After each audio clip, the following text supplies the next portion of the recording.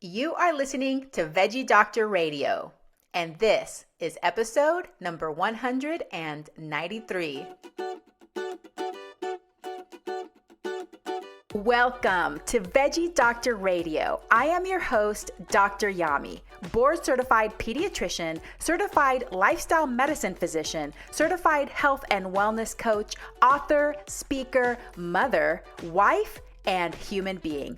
I passionately believe in the power of diet, habits, and mindset in sparking and sustaining well-being and joy in our lives.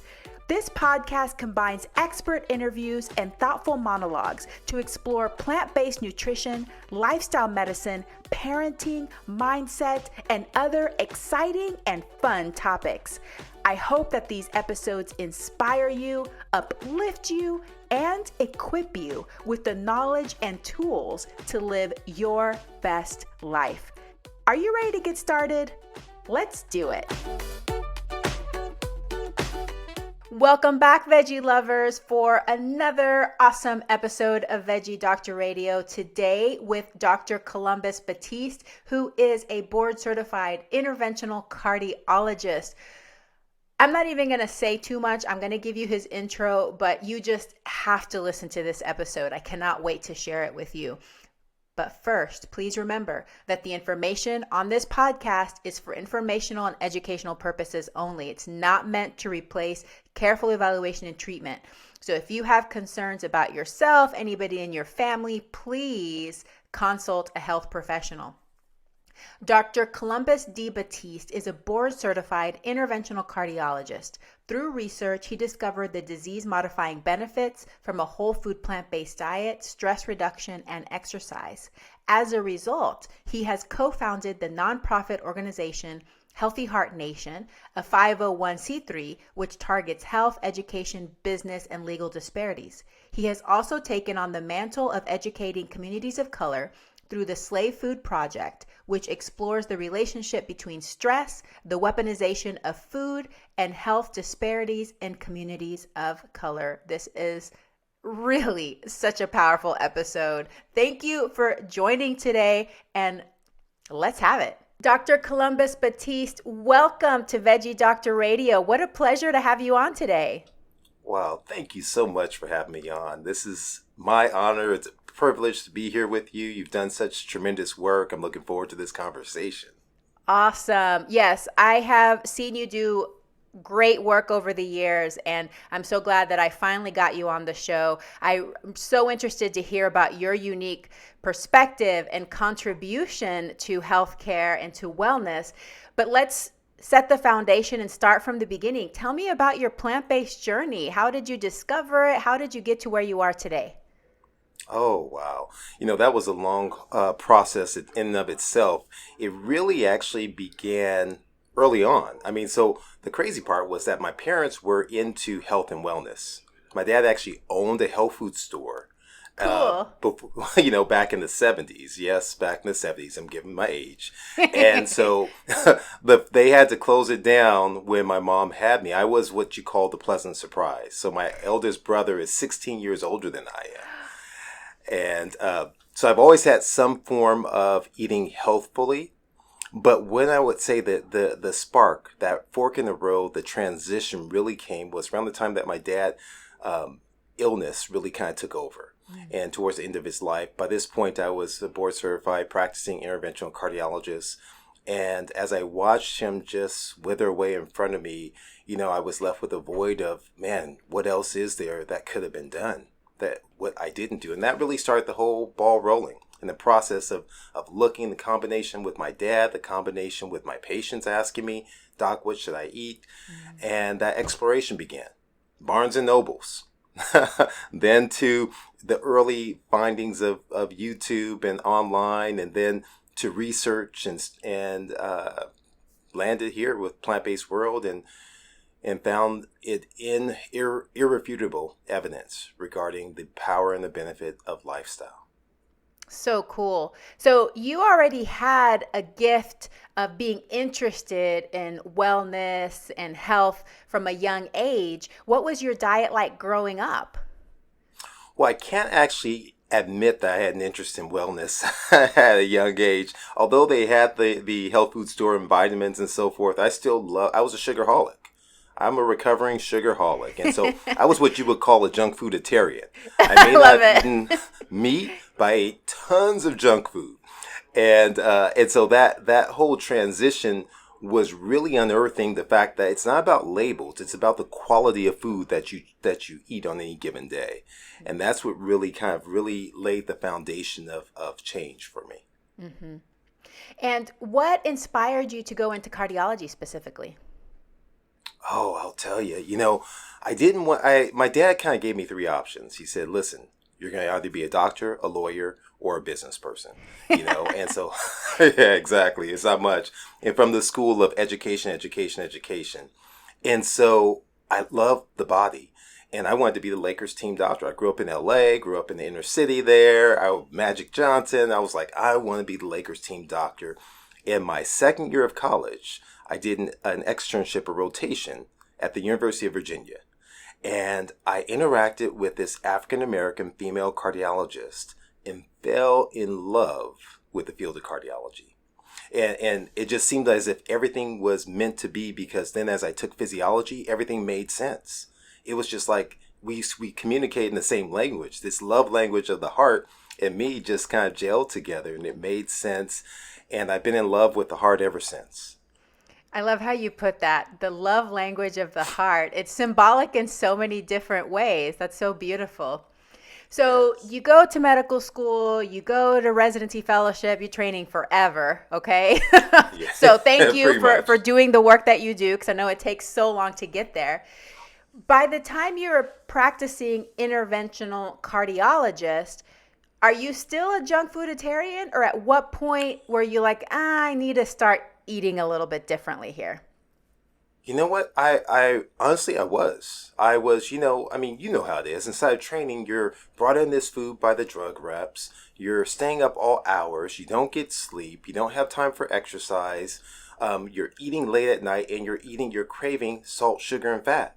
Mm-hmm. And that stays with you. Then you enter practice. As you're growing your practice, you're on the go, and you're doing what you do. And so that's what I knew in life. And yes, of course, I work out. Yes, of course, I'd have the ebb and flow for different life events, a wedding or an event that I want to get in better shape and so forth. I might cut back on a few things, but there was no consistent intent or purpose behind it, and true, legitimate purpose behind my efforts at that time. Yeah. So you started the reading, you learn more about plant-based nutrition. And at that point, did you yourself start changing your diet first before you started introducing it to your patients, or how did that work out? Oh, absolutely. So my dad suffered with diabetes. And, I've told this story many a times about how my dad was into his appearance. He was into language, he was into business, he was into his appearance and dressing well and dressing for success. And so he loved to get dressed up. But unfortunately, as the ill effects of diabetes, and many of your listeners may resonate with them, it affects your whole entire body and your nerves as well. And so he had tremendous neuropathy. And that neuropathy led to what's called a foot drop. So he had to wear braces to insert in his shoes. So I decided, I'm a big time cardiologist, I'm going to buy my dad these fancy shoes that he loves, that he used to wear when he would get dressed up, that he could insert the boots in, or his brace rather. And so I bought those shoes. It led to him developing a sore, which then became an ulcer, which then led to him no longer being able to walk, and then led to his demise. And so that was a tremendous burden on me, for feeling as if I precipitated that. And as I looked at things and looked at my role and my lack of role in really transitioning and transforming his course with diabetes, and as I read and I researched, I realized that the power was in front of us the whole time. It was right underneath our nose in terms of the food. And so I began to adopt that change myself. I started to go and just eat more healthfully and eat the foods, because I was already there. I already wasn't eating cheese and meats and so forth. And I began to transition completely towards foods of the earth, foods rich in fiber, foods that have been shown and demonstrated to be powerful in chronic disease management. And as I did that, one story I always like to tell, because fortunately I had no awareness of being chronic disease with myself, but I let my life insurance lapse just because I wasn't paying attention amidst everything that was happening with my dad. And so at the time I had to re-up my life insurance, and this is probably about 5 years after I had gotten the original estimates, actuary, I redid it, and I was telling my financial planner, I was like, oh man, let me work out a little bit more. I did this, but let me do it more. And she said, Columbus, do you realize that you went from marginally preferred to super preferred and you're 5 years older? And she was like, nobody does this. And I'll tell you, even at the time, it didn't really click the fact that I had made this transition with my nutrition. But afterwards I reflected, and I'm like, that's the only difference that the 5 years made, was that my transition towards eating a whole food plant-based diet is really what that the actuaries actually said, you know what, this guy has a better chance of living longer now than he did 5 years ago. And that's the power of plants. That's amazing. I had no clue that that's what you're called whenever you're less likely to die, super preferred. But makes sense, right? We're happier to take your money because we won't have to give it back to you. That's a better for us. Well, that is so cool. Well, tell me, now that you've been through that experience, and what a heavy burden on your heart. So, I go out to you, my heart goes out to you for what you had to go through with your father. But I feel like I've heard some similar stories like this. It's very personal. Whenever it becomes a personal, a family thing, people really take it to heart. They really start taking steps for themselves, but then they're able to help other people. So tell me how you apply it to your patient population. Well, I jumped in immediately. Well, let me take a step back. You understand, as being a physician, that physicians can be tough on one another. Mm-hmm. We fall back on what's the evidence, what's the standard of care. And so if I'm truthful, being a physician of African descent, a physician of color, there was a part of me that began to worry about not being seen as a quack. Yeah. And that I had to do everything possible to make sure I was at the top of my game. I had understanding of all the literature. Everything was evidence-based. And so I was really torn going down this road of saying, how do I, as an interventional cardiologist, start to introduce this into my patients? And I'll be honest, as I began to reflect on my dad's life and the fact that the power of one, that had one doc encouraged my dad, it might have been different. Had I been that power of one, that it would have been a huge difference, that would have been a domino effect inside of a family and subsequent community. And I knew I had no choice but to start. I didn't have an elevator pitch or anything of that sort. I just wrote down a few books that I knew and encouraged them. And I'll tell you, it was meant to be. I believe it was in the divine plan, because these first 3 patients that I did this for, nothing even detailed. I didn't write out what to do or anything. They came back and they told me, Doc, I feel better. Wow. Doc, all of a sudden, my angina has gone away, that chest discomfort, that tightness, my breathing is improved. I did what you said. And I knew in that moment that there was power in the influence of giving a recommendation, that there was a power in the knowledge and in the constituency of nutrition. And that's really what was the springboard in my journey towards educating patients and really saying, I need to do more. I need to do more. I need to do more. That's so amazing. It's like you got validation, you got positive reinforcement from the universe telling you, yes, this is the direction, keep going in this direction. That's awesome. Well, a lot of people are they're fully immersed in the standard American diet. They grew up this way. That's what we're surrounded with. That's the kind of lifestyle we live. It's hard almost to escape it, but there's many that realize that they need to start taking steps away from it. What do you think is the biggest bang for your buck when it comes to making specific dietary changes that decrease our risk of heart disease, or once you've had heart disease, recurrent issues with your heart? Yeah, I think the biggest bang for the buck is to really focus on what you're doing for your health as opposed to what you're not doing, right? We focus so much on the negative aspect. I don't eat this. I don't go there. I don't smoke this. What do you do for your health? What do you do for your heart?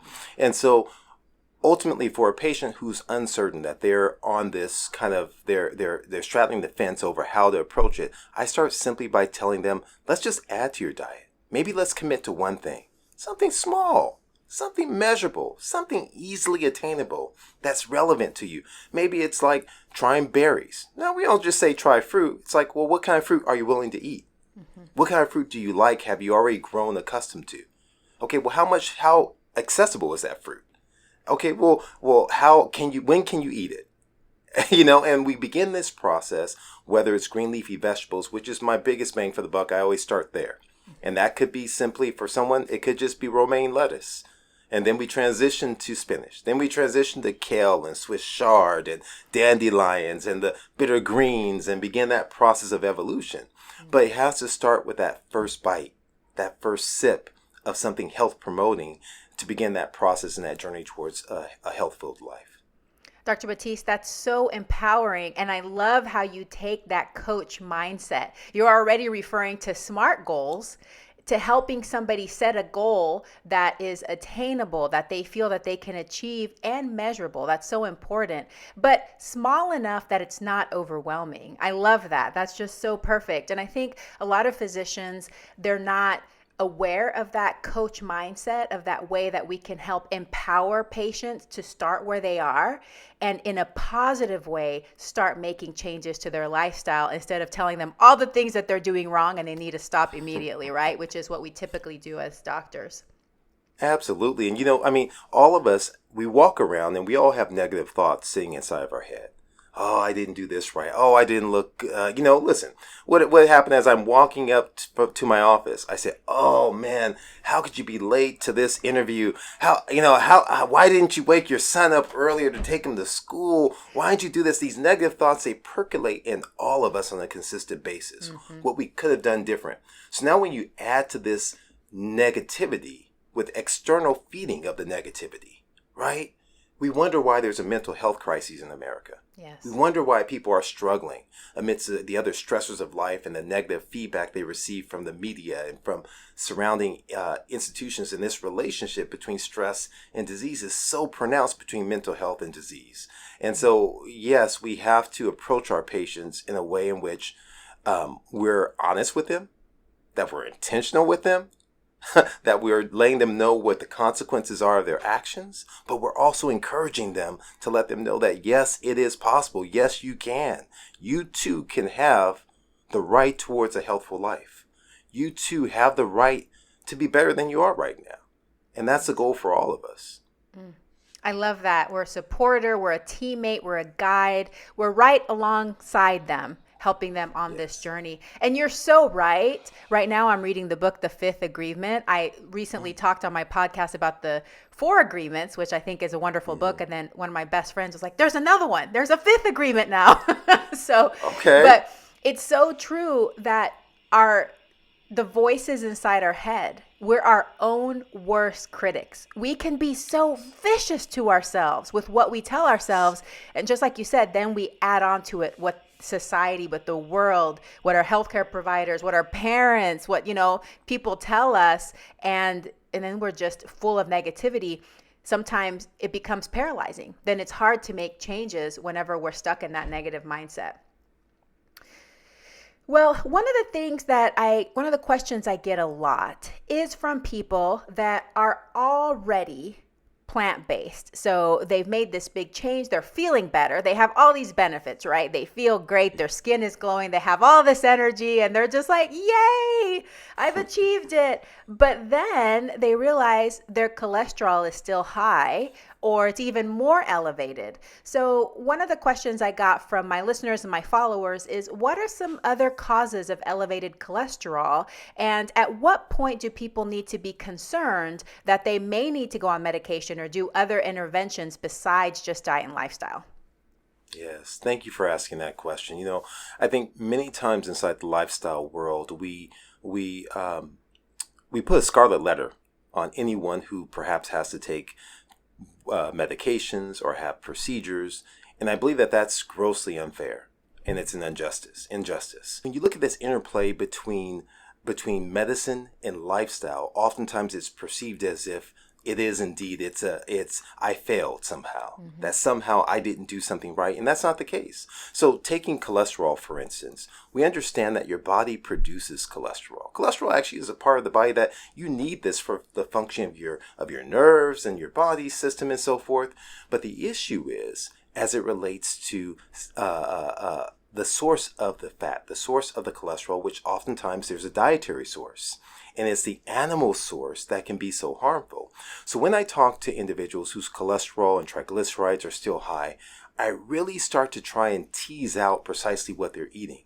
Because vegan, although it's hugely beneficial for the environment, it's hugely beneficial for animal rights and suffering too as well.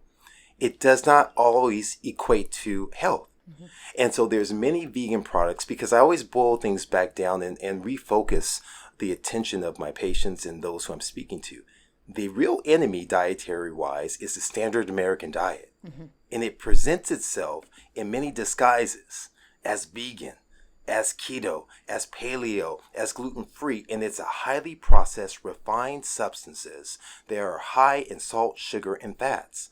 And so when we ingest still the standard American diet vegan style of burgers and pizzas and cookies and chips, this ultra refined foods, that yes, we oftentimes see our levels being high when we're still engaging in French fries and all these things that are cooked in hot boiling oils.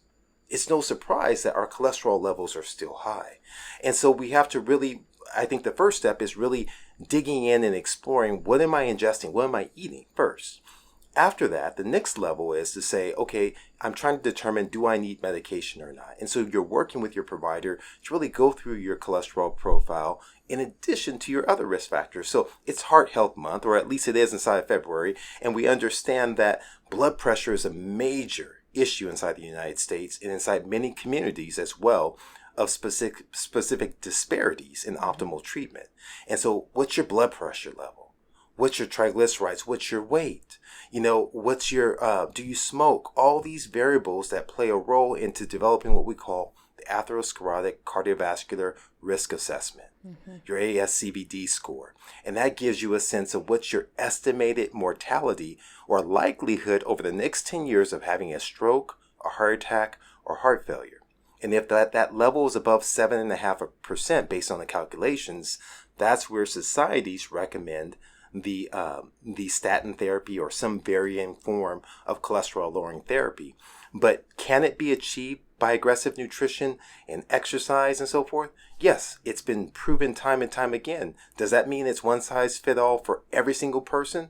Absolutely not. We're all uniquely made. We're all individual. And so some of us will respond more favorably than others to our dietary lifestyle. And it doesn't mean it's still not beneficial.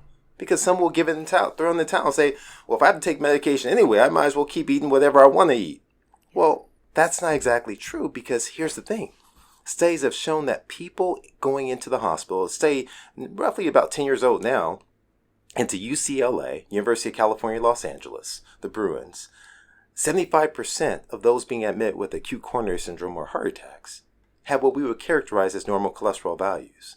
It's deeper. It's not just the cholesterol. That's just one earmark of like a fruit of an underlying burning inflammatory state. So your job is to lower the overall inflammatory state of your body. And that's the benefit of a whole food, fiber-rich nutritional approach towards life. Oh, yeah, that's perfect. And that was my next question, because I know that there's a significant percentage of people that their cholesterol isn't actually technically elevated according to what our standards are, but they can still have atherosclerosis and progress to have myocardial infarction. So I think your point is perfect in that it's not just about boiling it down to just one thing that we're trying to improve, because whenever we're eating healthier, we're moving our bodies, we're decreasing our stress, it's increasing and improving our overall well-being as well. And we just feel better. And really, that's the point of life anyway, right? I mean, thank goodness we have the technology that we can look at these markers and we can study things so that we can help ourselves live longer through technology. But really, that day-to-day way of checking in is, how do you feel? Are you able to get down on the ground and play with your kids and your grandkids? Can you take your dog for a walk? Can you hang out with your friends and chat over dinner? That's the way that we can check in. And it's not worth it just to change your diet because it's not making everything perfect in order to indulge in these momentary pleasures. We've all been there with the processed food. There's that momentary pleasure. We want to just like rip into that box of cookies, but then it leads to day after day not feeling good, Yes, absolutely. I tell my folks all the time that, listen, there's only two goals of any healthcare provider, of any practitioner: help you feel better or live longer. Mm-hmm. Feel better, live longer. That's really basically it. That's our ultimate goal. And so what is become clearly evident is that adopting a healthful lifestyle, that, to be honest with you, goes even beyond just the food, but adopting a healthful lifestyle can definitely mentally strengthen you. It can help you feel better. And we know beyond a shadow of a doubt from large-scale studies, it can help you live longer. Mm-hmm. So there is a huge value in terms of taking the approach and the time to really looking at what we're eating, because you're right, we all have those moments. And what are they typically associated with? Stress. Mm-hmm. Stress is what usually comes hand in hand with tearing open the box of cookies. And why is that? Because stress equals dessert spelled backwards, right? And so what we do, we go and because it's going to release and give you a sort of antidepressant effect, that all of a sudden by having these sugary substances and so forth, they're going to release a component of the serotonin and so forth, but it's very short-lived because it's so ultra-processed and it gets taken up and your blood sugar drops and plummets, and because of the insulin that surge that's there. And so you have this whole biochemical process that begins, that leaves you void, leaves you wanting more and more, and you're unfilled. Yes. Because you think that the resource to offset the demands of life is in a food, it's in alcohol, it's in smoking, it's not found in those things. That is not the source of the resource that you really need to offset the stressors of life or demands of life to decrease your overall stress burden. Exactly. Oh, you're so right. That dopamine pathway, that dopamine cycle, it just leaves you wanting. It leaves you so unsatisfied. You're never going to be able to feel better when that dopamine just keeps calling you over and over and over again. You're just going to keep going into those substances. But before we leave this topic, I just want to emphasize for the listeners what Dr. Batiste said, that yes, for the most part, when we eat a whole food plant-based diet, we can optimize things, we can improve things, we may be able to avoid medication, but some people may still need other interventions, and it should not be a source of shame, because it's very complex, right, Dr. Batiste? There's so many different ways, places. There could be genetic defects that cause you to make too much cholesterol, absorb too much cholesterol, all these kinds of things. So there's all different things that can happen with people, just like Dr. Batiste said. It's very individualized. Keep doing the best you can. Tune into your body, to how you're feeling. That should guide you to continue these healthy lifestyles. But don't neglect your health because you think that that's the only thing you can do. Absolutely. All right. So, and then one other point about medications, because this is something I'm not clear on still. It goes back and forth, I feel, from different doctors. My understanding is that once you've had a heart attack and you have a stent in place, that there are certain medications you may have to take forever to decrease the risk of clotting. Is that true? Or are there some people that even if they have a stent in place, that they may be able to go off medications? All right. So several things inside. That was a loaded question. So after sustaining a heart attack, it boils back down to like the concept I brought up before, which is which medications have been shown to help you live longer or feel better, right? And so I'll add to live longer, prevent a second heart attack. Mm-hmm. So what studies have shown is the fact that in individuals, and these studies are not partitioning out a person's lifestyle in terms of aggressive nutrition and everything else like that. So we can't necessarily apply and know for sure what that means definitively based on the prior studies. But looking at those studies just in general, what they suggest is that a high dose statin after sustaining a heart attack can decrease the inflammatory profile enough And so it's not just cholesterol, but the inflammatory profile to stabilize that inner lining of the vessels called the endothelium. Mm-hmm. That endothelium is so key important. It's like Superman's superpowers, right? It's like the Teflon on a Teflon pan. It prevents things from attacking. It's impermeable. It prevents that permeability into the artery and the attack and the formation of the plaquing and so forth. So that's one aspect. The other thing that originates from older studies is a class of medications called beta blockers. Mm-hmm. And these beta blockers slow your heart rate down, decrease the work of the heart, and it was found that they can help prevent sudden death. And so this was a trial that was early on in the 80s and 90s and so forth. And so it stuck with us in terms of our recommendations. And that tends to be for roughly about a year or so for sure that we like patients between a year and 1 year to be on it if tolerant. Then there's a class of medications called ACE inhibitors. And those also stabilize the lining of the vessel, can lower the blood pressure. They also are good if a patient's heart isn't pumping as well. And so depending upon your risk factors will be if we strongly recommend it or if it's kind of negotiable. Then you look at things like aspirin. And I go back to my analogy of that frying pan, that Teflon pan. And so back before you all became saved and delivered from eating any and everything, and you were cooking your eggs with cheese on it, you might have to, that nonstick skillet, you could flip it up and there's not much of an issue. But let that nonstick skillet get a little worn down. Mm-hmm. You have to spray a little bit of oil on it. You have to spray a little substance that would keep it from sticking. Well, that's what happens as your arteries now become damaged. As they're now erode, they have less plaquing on it. It's like those skillets that have become worn. And so that's where the low dose aspirin comes in place for that. Now, if I add in a stent, this wire mesh, which is like chicken wire, to prop the vessel open in the vessel that's occluded, now that's like when you walk in a brand new building and the wall is exposed with insulation and you see the wiring there, you brush up against it with your sweater on, you stick to it. Mm-hmm. You need an extra layer of coating to kind of prevent that stickiness from occurring. So because in the arteries of your body, that exposure, like using the building analogy, once the plaster gets put on there and the paint, you can brush all you want up against that wall and you won't stick to it. So we have to wait for a period of time until your body builds its own natural plastering back over that stent area there.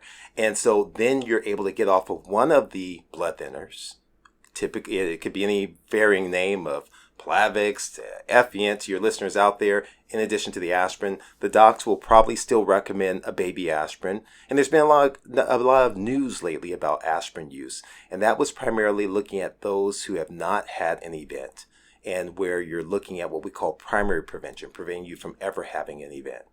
So I know it's a lot of information right there that I kind of threw at your listeners and so forth as it relates to, are these medications indefinitely? And I tell every patient, medications were made for man, not man for medication, or woman, right? Mm-hmm. And so I make adjustments according to how you respond in your lifestyle, because it's like an old school seesaw. As you increase your lifestyle, there's a good chance I can eliminate, maybe not all, but a good portion of your medications based off of your lifestyle, what your blood pressure numbers are, your cholesterol numbers are, and inflammatory markers. Thank you so much for that explanation. So basically it boils down to, it depends, and there's caveats, and it has to be individualized.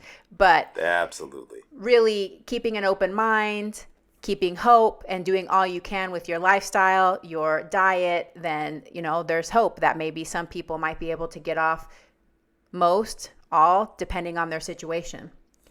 Do you have any specific dietary hacks that you recommend to decrease cholesterol further than just your standard whole food plant-based diet, using things like Brazil nuts or certain herbs, spices, things like that? Yeah, well, there was a great study that was done out of Canadian-based study, Portfolio Diet, and looking at varying types of legumes. And so you're looking at certain beans and essentially fiber-rich foods. I tend to accentuate, once again, the green leafy vegetables as a huge, because of the dietary nitrates, the fiber that's going to help the transport and removal of cholesterol. I also accentuate too as well some of the beans in terms of like soy and lentils and various things like that. Those are extremely profound in accomplishing a lot of the same factors there. And those are some of the main things. I try to get away from anything that's a refined carbohydrate as well that may have the tendency to be processed and moved over into triglycerides and will throw off your panel as well. And so in that process of adopting this aggressive dietary approach that's going to feed your microbiome, that consortium of bacteria inside your gut that live symbiotically with you, and it helps to lower the cholesterol values that way. So those are the two main focuses of what I hit patients with, are the green leafy vegetables, legumes primarily, and marginally as it relates to the nuts for purposes of cholesterol lowering. Beautiful. You're speaking my language. I'm a bean pusher, so I'm always trying to get people to eat more beans. I think that's a great place to start with a lot of people, just because they don't have any experience or familiarity. So just having them start to experiment with adding beans to the diet can be a great place. Okay, let's shift gears. And I love how you pointed out that desserts backwards is stressed. I had no clue. Was that on purpose? How did that happen? That's amazing. So let's talk about one of your areas of passion, which is the impact of stress on health and particularly heart disease. Yeah. You know, one of the things that just really resonated with me with my patients is I see stress every day. I didn't think I was going into psychiatry or becoming a psychologist as I went down this road, but I've seen it every single day in my practice when I speak to patients, and you get beyond the facade of, how are you doing? Oh, I'm fine. Okay, well, you're not fine because you're here seeing me. So let's dig into what's going on with you. And you realize the level of stress is pervasive in our society with us as practitioners. We've seen it with the emotional fatigue going through the pandemic. We see it with individuals on a regular basis. And so as I looked at stress and its forms and started looking at the research, and the research showing definitive strong correlation between stress and chronic disease, that individuals, and here's the thing, stress is an individual thing. It's hard to define, and I always go back to when I was inside of training. You know, I did all those many years after graduating from med school of training, right? It's just 7 years. But I remember my first year, they called the internship year, you know this, and I was talking with my sister after doing, before they had time constraints on sleeping and hours of work, about nearly 36 hours up straight. And she asked me if I took care of something for my parents. I was like, listen, do you know what I do for a living? I said, I've been running around all night and I'm tired and stressed. And she said, you're not the only one stressed. I have a baby girl at home. If something happens to her, I'm responsible. And I didn't push back. I didn't argue. But in that moment, I realized that stress is so individual, that my sister may have been perceiving more stress than I was perceiving, that the barista at Starbucks may be perceiving more stress than I perceive when I'm taking care of a patient with a heart attack. It's such an individual thing. And so this is what studies have shown. They've shown that perceived stress is uniquely and distinctly associated with almost every chronic disease, diabetes, high blood pressure, stroke, all of these variables that are there, and that the relationship is strong. That this manifestation, so it's not just a mental ailment, but the mind-body connection is powerful. And this really resonated with me of something that I learned after finishing training, is that this thing called the broken heart. I love the heart as I started out, right? And I only thought of a broken heart as, you know, the time the young lady didn't say yes when I asked her out, or reading about Romeo and Juliet. But there is something called the broken heart syndrome. Mm-hmm. Takotsubo disorder, and I had no awareness of it because it was not described until 1990s or so. And so at this point in time, I realized that broken heart is really this rush and surge of acute emotional stressor can cause the heart not to squeeze. The heart becomes paralyzed. The heart all of a sudden appears to have its heart failure, and it can give the same mimic appearance of a massive heart attack. And it more often affects women. It more often affects individuals in situations like that. And here's the thing. In 2020, there was a massive uptick in Takotsubo disorder, unrelated to the coronavirus, unrelated to any infectious etiology. And so researchers suggest it's due to the stress, the growing levels of stress and anxiety inside of our world. That's why stress is important. That's why my focus in lecturing and talking revolves around stress, but not from stress from thinking that it's completely our enemy, but how we need to lean into it. We need to turn. We need to change the tide and direction the way we perceive our world around us and take on components that can help us offset it. Why it's important to talk about stress. Wow. The human body is incredibly fascinating. It's amazing that we can create enough chemicals by our own thoughts that we can cause our own heart to dysfunction. I mean, crazy. Like, we don't even need anything to be put into us for us to, like, just our own thoughts, you know? Yeah. Which is why everybody read the 4 agreements and the 5th agreement. It might help you a little bit. But love that. Love that. I have to check out the 5th agreement. Yeah. I do want to chime in with this is that you think of it, right? What we prescribe medications as physicians, and we've been trained that way. And when we look at research for medications, it always revolves around the placebo. Yes. And what is a placebo? A placebo means I want to fool the individual into thinking that they're taking something that has medicinal purposes when it's really neutral. It has no effect. So we're saying, is the mind stronger than that pill, that pharmaceutical? Is the mind stronger? And we say that the pill is ineffective if the mind is stronger. If the pill is slightly the same as the mind or better, then we say, oh, the pill is extremely effective. So we're indirectly recognizing the power of the mind to influence disease states. But here's the even crazier part, is that as physicians, if I tell someone that this therapy is not going to be effective for you, there are studies that have validated the fact that a person's manifestation, all of a sudden, it won't work as well for them.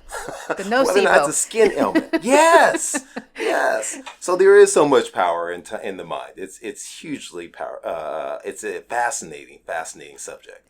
So what do you recommend for your patients? What skills and tools do you have them start adopting to combat this stress or to manage this stress or to manage their thoughts and feelings? Yeah.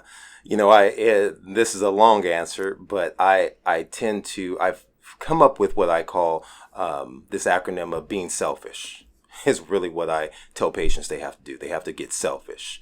And what do I mean by selfish? The S stands for spiritual. The E stands for exercise. The L stands for love. The F stands for food. The I stands for intimacy. The S stands for sleep. Rest, right? And the H stands for humor, laughter.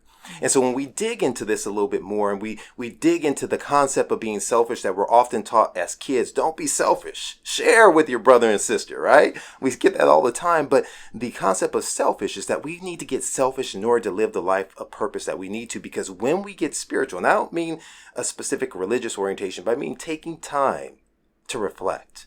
I mean taking time for meditation.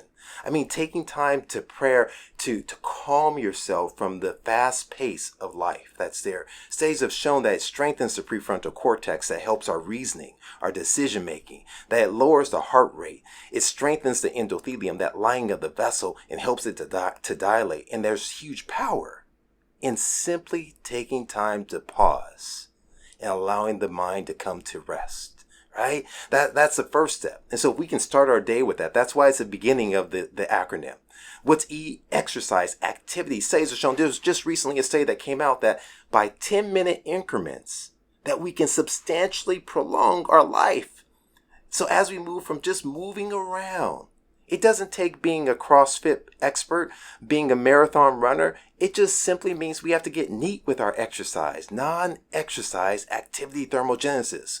Walking around, standing and cooking, climbing stairs, vacuuming, gardening. That's what you call non-exercise activity thermogenesis, right? As we do that and we embrace the simple things, especially outdoor green exercise, it empowers us, both mind, body, and soul.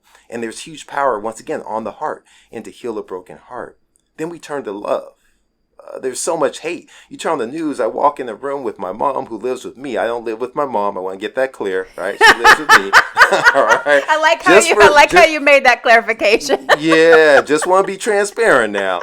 And so if my mom is watching the news, I just hear death and mayhem and hatred constantly. And our mind becomes filled with it. Mm-hmm. But when in turn we embrace love, and what do I mean by love? Love is manifest. I'm going to break it down neurochemically into a release of a hormone like a mother and their child called oxytocin.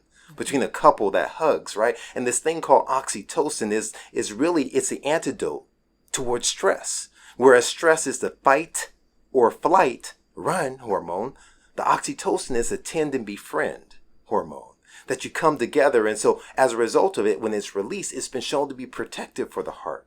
It's been shown to have reparative functions on the cells of the heart. It's been shown to help dilate the vessels, right? That endothelium, and help relax it. So there's power in choosing to love. It's a choice. It's an action, the word. It's a verb. Then F, we've talked about food multiple times. We know about the power of food, of real food, whole food, plant-based foods, fiber-rich foods, foods that make you chew. Foods that are not pre-chewed, that will melt in your mouth, not in your hands. You want foods that make your teeth work, that make your jaws go up and down. That's where power lies. In diversity of foods, like the diversity of life is so important, right? That's what you want to embrace. Intimacy, not in a sexual way, but intimacy from a relationship standpoint. I always joke, once again, about my mom, is that she'll say her best friend is her dog. And I'm like, really? Am I just... That's it, right? Because they have an intimate relationship. Her dog understands if she's sad. Her dog understands if she's not feeling well. And so that's an intimate relationship. And there's a power just in that alone that science has really demonstrated of our animals, right? That's there. And so whether or not it's a friend, whether or not it's a loved one, whether or not it's a relationship with someone, that is important. Here's the catch. This social interaction is so strong, so powerful. Studies have shown that individuals who have strong social connections are less likely to succumb to the issues of stress. They're less likely to have infectious colds and things of that nature when you have a strong social support. There's power there. That's the I of intimacy. The S of sleep. Sleep is the thing that we all think we don't need. We spend a third of our life, or we should, in this sleep, this reparative, restorative time of our bodies to reset, but yet we shorten that time. We ignore that time so we can allegedly be more productive, when that productivity lies in getting our rest. That productivity, the health, and that association that's been there once again with the lining of the vessels, once again with our memory, once again with our heart. And so sleep is so important. Why? 7 to 9 hours. And that when you fall below that, studies have shown an increased risk of adverse events, once again affecting the heart. So this idea of selfish, of getting there, is so important. When we get at laughter, a mirthful laugh is so powerful to the body.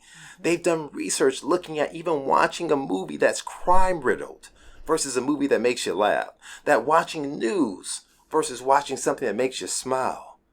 That all of a sudden that your body is affected, your blood pressure is affected, your endothelium, that lining of the vessels, is affected by what you choose to put into your body.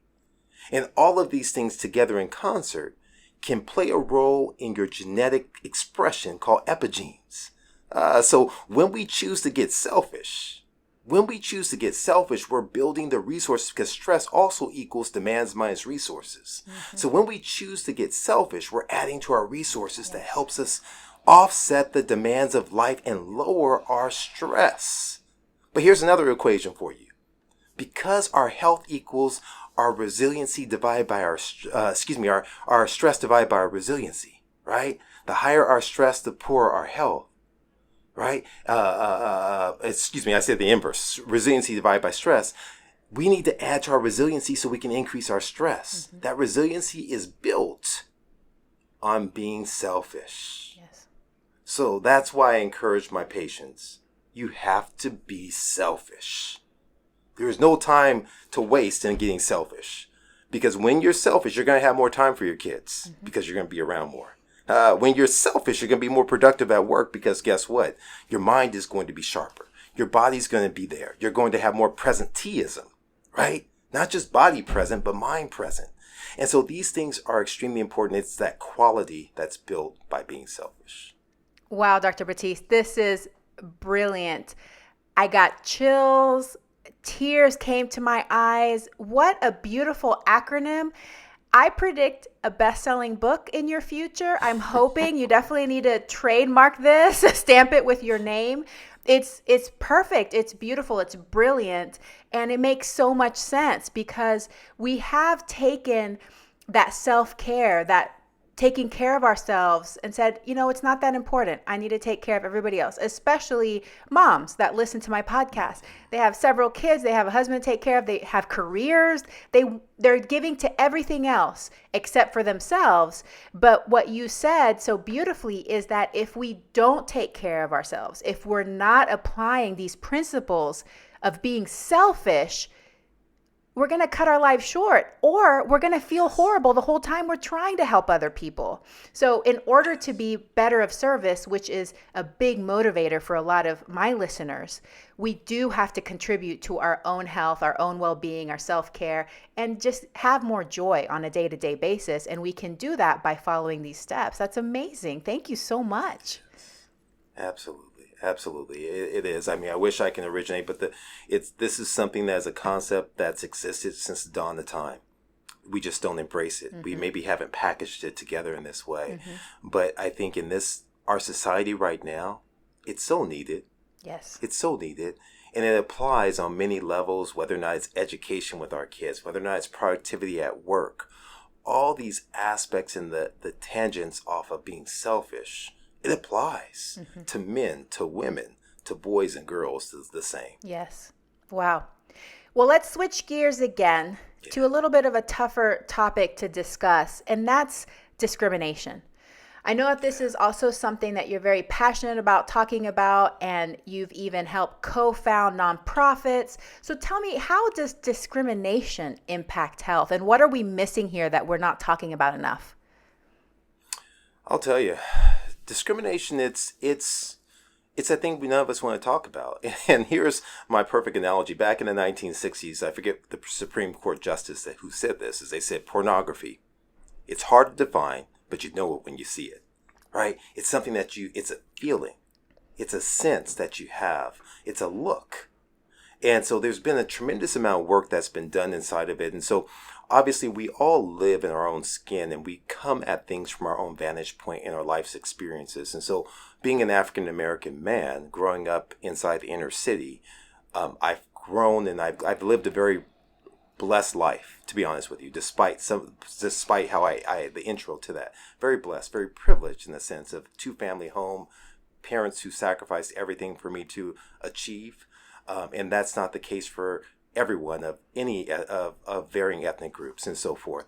And so I'm very privileged, but I recognize the fact that I'm still subject to some of these things. And I'll tell you, something just happened just recently to me, that I brought a loved one, all of a sudden told me as an interventional cardiologist, "Hey, Columbus, I've been having chest pain." They called me and said that they were having chest pain. They said, "What are the symptoms for a heart attack?" "I think I'm having a heart attack." I said, "Whoa, wait a minute.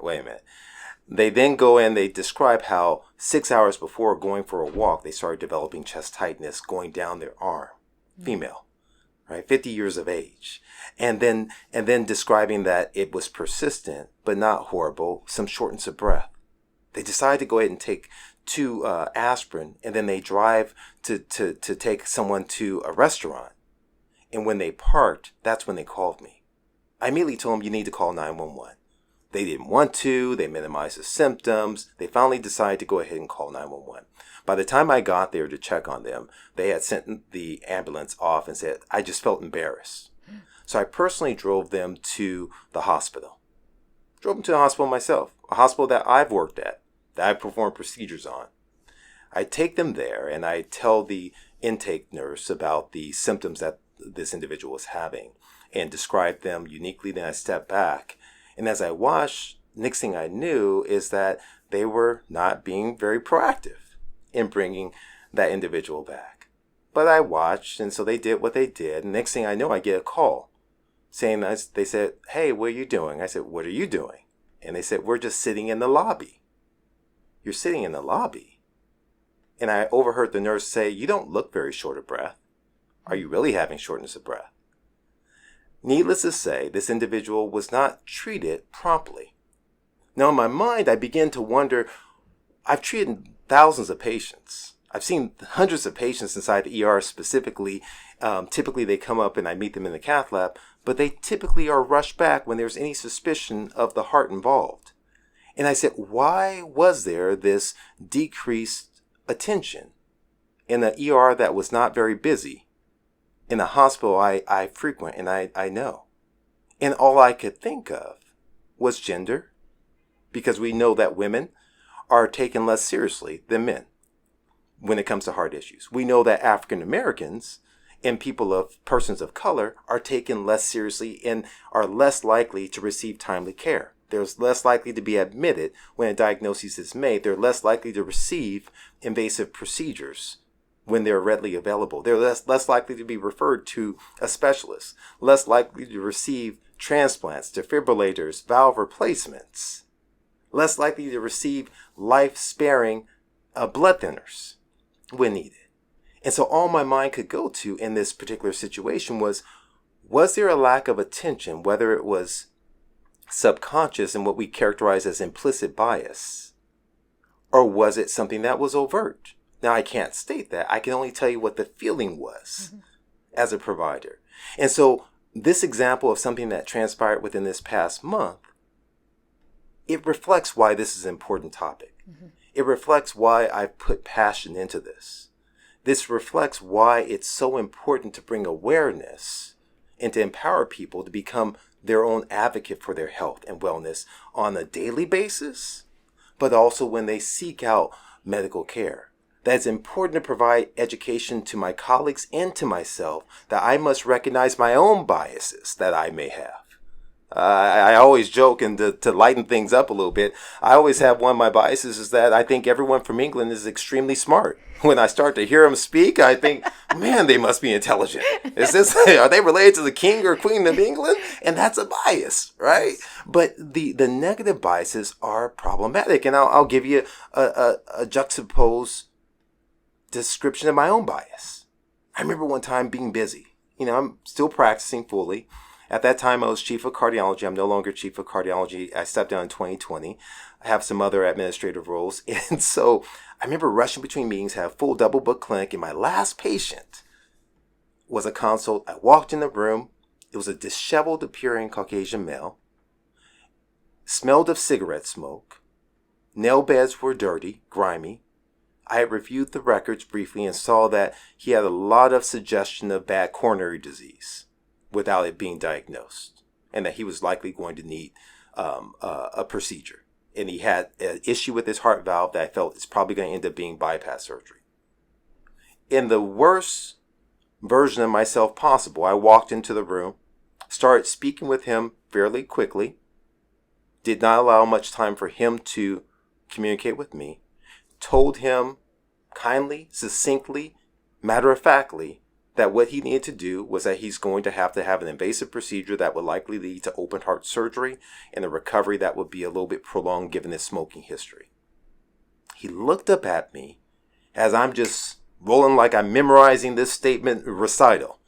And he said, "Is there anything else I could do, Doc?" I paused for a second.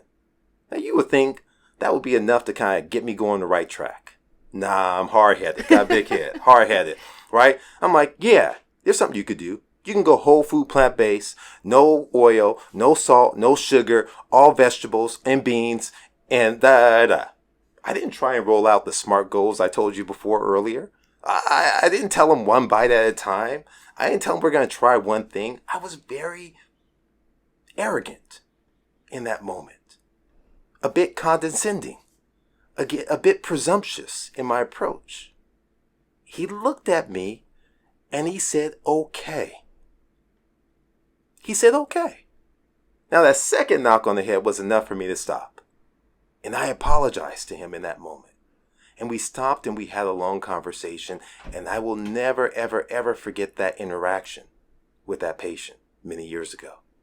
I never forget that interaction of how he looked and how I felt inside humiliated at the way I treated him as a being, as a human being, as a person who needed care and concern in that moment. And I was too concerned about my own self. I was being selfish in the bad sense, not selfish in the good sense. Right? And so that bias that I made on him, because would I have responded had he come in professionally dressed? Mm-hmm. Would I have responded if his nail beds were not dirty and he didn't smell of smoke? Would I have responded the same way if I knew he carried a title? Would I have responded that way if I knew he was connected to someone, a family member, whatever else, someone that I know? Why was I preferentially biased towards him in that moment? And so bias exists in all of us. And so when I speak of bias, I don't mean it from a judgmental standpoint of any person, but we have to recognize the fact that we are flawed humans. But as healthcare providers, we're held to a higher standard. We have a higher burden of responsibility because we're caring for individuals' life that can affect their family and the community. And that's why I speak on discrimination. That's why I speak on bias. That's why I work feverishly to educate the community about what they can do on their own in awareness of their rights, their inalienable rights, a life, liberty, and the pursuit of health and wellness. Yes. Right? That's the goal. Everyone should have the ability to live in a community, in an environment that affords them the rights that they can live healthfully and not be subjugated towards food deserts and food swamps, and not be subjugated towards assistance programs that don't promote healthful living, that not be subjugated towards a system that doesn't allow them to go on public transportation with multiple bags with groceries, to not be subjugated that the only thing that appears to be affordable are the foods that are putting them in the grave. Mm-hmm. That's why it's important, because as Muhammad Ali said, our price for living on this earth is the service we give. And I've been very blessed, right? And so we have, each and every one of us have a huge service that we're responsible at paying the rent for. Yes. Our time on this earth. Mm. That's the goal. Wow. Dr. Batiste, thank you so much for your humility and your transparency, for sharing that story. I think that sometimes we do assume that there's people that are just out there being evil and just being bad people, and then there's like the perfect people, right? But no, we all have bias, and it is becoming aware of those biases. But you're right, it's not just about educating the healthcare community to try to tune into these biases that we have, but also access their empathy and compassion with each patient experience, which can be hard at the end of the day, you know, when you're tired and you're worn out and you're just done with all of it, right? So it takes so much energy to keep tapping into that empathy and compassion. But it's also about educating patients, just like you said, that they're aware that we all have our biases and what they can do to try to obtain the health care that they deserve, the rights that they deserve as a patient. And there's just so much to do. There's so much work to do, so many levels. And I really appreciate that you are doing this work and that you're passionate about this subject, because it's going to take a lot of us working together to slowly improve it. So thank you so much for sharing about that. Can you tell us a little bit more about the Slave Food Project? Yeah, so Slave Food Project is just exactly what we've talked about today. It's this confluence of looking at that I partner with a colleague and friend, Eric Walsh, and under the auspices of the nonprofit. And what we're doing is we're working on educating people about the role of stress, discrimination, and either way of looking at either the weaponization of food or nutritional stress, as I like to characterize it, and their role in creating disparities, and health disparities that attack communities at risk. These are many times it's communities of color, but if we look a little bit more wider lens, we understand that in the United States itself, that we pale in comparison to other industrialized countries in terms of our health outcomes. Despite our technology, despite the wonderful minds that exist inside of our country, our health outcomes are poor. And so there's a disparity between our outcomes and those of other industrialized countries. And that's really what slave food is about. It's a double entendre. It's saying that, that you have some individuals who are almost enslaved by the addictive nature of food around them. That you have some individuals that are enslaved by their communities that appear not to have a way out, that are a maze filled with these landmines of fast food restaurants and liquor stores, and without resources of health promoting foods or walkways or green areas. And so essentially you're living in this enslaved environment. So it is a double entendre that also reflects back on the journey of many inside the African American community through the diaspora as well. So it's a mixture targeted, but the message falls through to everyone. I'll take a few more moments and tell you I gave a very lecture on the slave food by myself to a Canadian company, and it was their Black ERG, or their resource group. And so they had a couple of people of different ethnic backgrounds on there. And I'll tell you, everyone, it was a Caucasian man from Georgia who reached out to me, who was one of the IHEB execs. So we started communicating, and I'm always happy to help folks out as best I can and working together. And I'll tell you, he lost 40 pounds. He is living his best life, and he is so appreciative of all things slave food. Wow. Yes. So it's a message that it pertains to all of us. Wow. So impactful, so important. Thank you so much. One final question before we disseminate information about how listeners can connect with you. But what do you wish more people knew?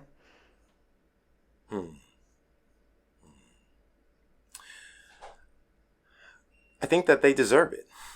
You deserve a better life, right? And that, it's just, you have to avoid the noise, ignore the noise, and you have to live your best life. And what that means is to truly live your best life. We talked about already, it's being selfish, but you are worth it. You're worth it. You're worth the time to invest in you. You're worth the time to invest in your health future. You're worth it. And so that value is so important. I say oftentimes, we say this in our lectures, that resources go where value is placed. Resources go where value is placed. Where are your resources going? Mm-hmm. If they're not going to you, that means you don't value you. I want people to know that you are worth being valued. Place your resources where they deserve to be placed, in you, so you can live a life of purpose. That's the goal. Oh, my goodness. That is so perfectly said. Thank you so much, Dr. Batiste. I love your heart. You're dynamic. You're brilliant. I know my listeners have fallen in love with you as well. So please tell us where we can connect with you, how we can learn more about the Slave Food Project and other things that you're involved with. Yes. No, I appreciate this time so much. And I'm working on that aspect of social media and everything else. It is a flaw within me in terms of my connectivity with there, but I'm at Healthy Heart Doc on Instagram and on Facebook too as well. We also have the Slave Food Project on YouTube, where you can watch past shows and future shows too as well. Encourage your listeners out there, go and subscribe to it. If you want to check out some of the work that's happening, I started the nonprofit, but I'm not leading. I would decide I would take a step back so it doesn't have the appearance of conflict of interest. When I speak, I give honorariums to the organization, but it's called Healthy Heart Nation, and it's myhhn.org. And the goal is to really educate and empower the community as it relates to business, health, justice, and all those areas there. So it's a powerful, and education, and those are really the components that comprise social determinants of health that really have the potential to impact the future of many communities at risk. Awesome. So amazing. You're doing wonderful work. Don't apologize for not being on social media. I'm telling you, it is a time suck. And you are doing such important work, like literally saving people's lives and stuff like that. So that's kind of important. So thank you for putting your time there and for educating us and inspiring us. Like I said, this was just so powerful. So I appreciate your time. I know it's so limited. Thank you so much for everything you do. And I hope that you have a very fantastic day. Appreciate you. Thank you again. Wow. What an amazing conversation. Dr. Batiste is amazing. He blew me away. He is so dynamic. He's passionate. He obviously cares so much about his patients. He's humble. I just love what he said, that selfish mnemonic, spiritual, exercise, love, food, intimacy, sleep, and humor. Those are all so important. It overlaps beautifully with the principles of lifestyle medicine. And he knows, because he's a cardiologist, he deals with the heart. So he's seeing how these factors, not just what we eat, not just how we move, but our stress in our lives, how they impact our health, how they impact our heart. And talking about discrimination, there's so many different ways that we may face discrimination. And something that I'm particularly passionate about is size discrimination. So that's something that I want to talk more about in coming episodes, which is this medical bias we have, this implicit bias we have when it comes to body size, larger bodies. So important. All of this information, I really hope that you enjoyed it as much as I did. I was tearing up. I just couldn't believe the story that he told and how it connected so much to my heart as a physician, as a human. And I hope that it really touched you as well, and that you learned some information today that you can begin to apply to your own life. Thank you so much for hanging in there with us. I hope that you have a very plantastic day. Hey, veggie lover, I hope that you loved today's episode. Will you take a second and do me a huge favor? Please subscribe to my podcast so that you never miss an episode.